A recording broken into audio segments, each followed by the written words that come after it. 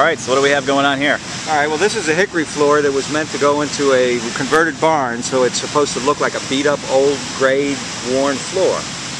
And what happened here was it was scraped and then lightly sanded and then bleached and then stained with a very light gray stain after the bleaching. And it's sitting here waiting for its finishing, and because it was bleached, we like to leave it out with the maximum amount of air time to neutralize any of the oxidants in the bleach, so that when the finish goes on, there's no interaction between the finish and what residual oxidizers are there.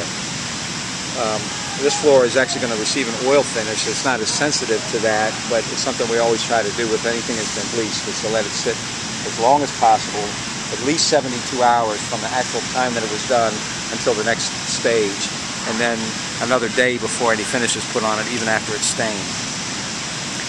That way we don't have any finish interaction problems. Oh, it's very pretty. Yeah, it's a beautiful floor. The oil is going to give it some life that it doesn't have right now. This was bleached and then stained with a very light waterborne dye that doesn't impart much color. It colors up the pores a little bit and gives a little hue of color, so it looks very flat right now because it doesn't have any top coat on it.